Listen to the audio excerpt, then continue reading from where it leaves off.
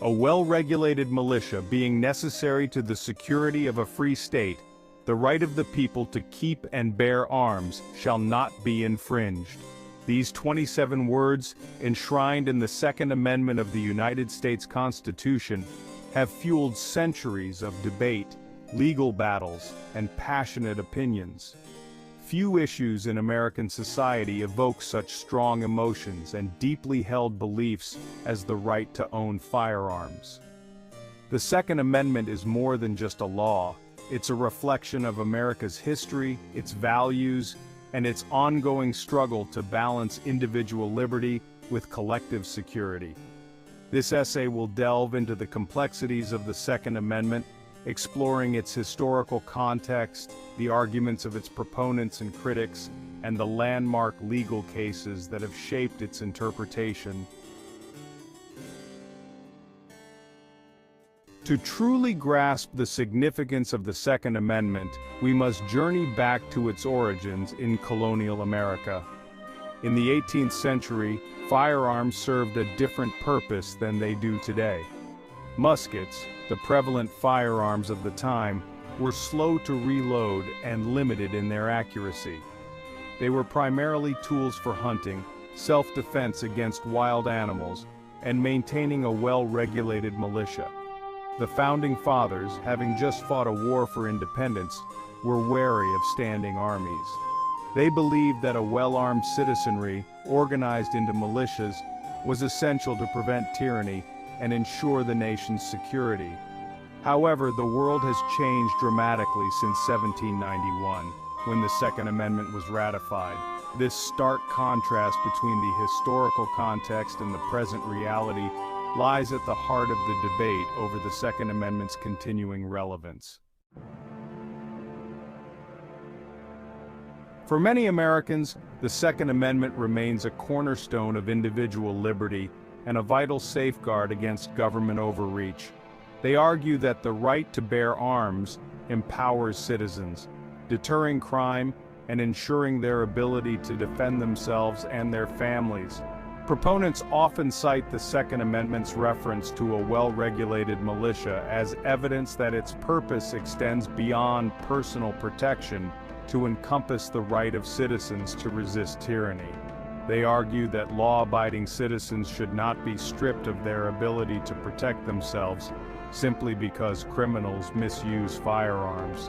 Many gun rights advocates view attempts to restrict gun ownership as an infringement on their constitutional rights and a slippery slope towards government overreach.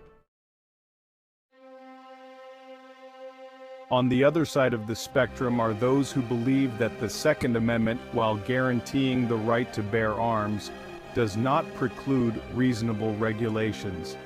They point to the alarming rates of gun violence in the United States as evidence that the current approach to gun control is failing. They argue that stricter regulations such as universal background checks and bans on assault weapons are necessary to reduce gun-related deaths and injuries. Advocates for gun control emphasize the devastating impact of gun violence on communities, families, and individuals.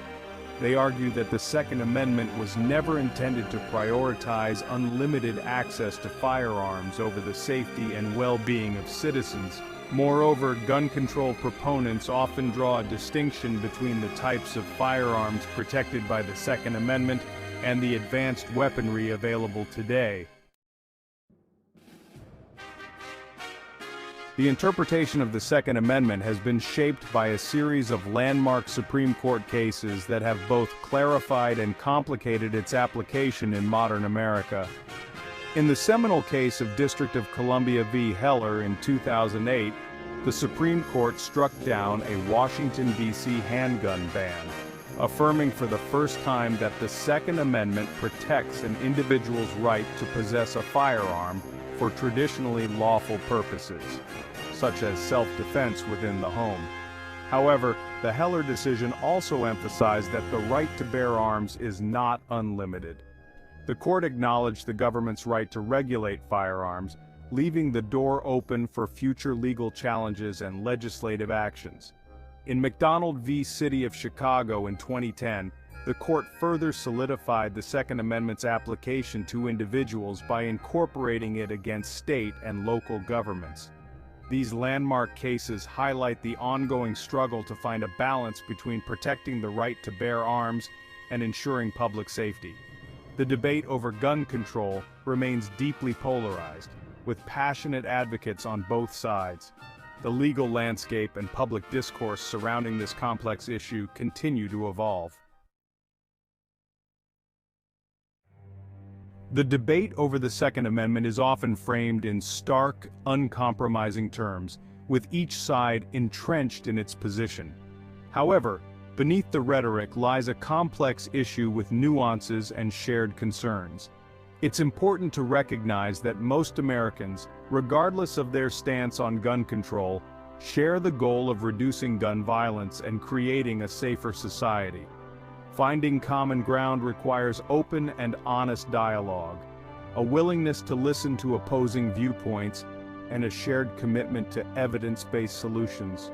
While achieving consensus on every aspect of gun policy may be unrealistic, identifying areas of agreement can pave the way for meaningful progress. By fostering a deeper understanding of its origins, the arguments of its proponents and critics, and the legal precedents that shape its application, we can engage in a more informed and productive dialogue about gun rights and gun control.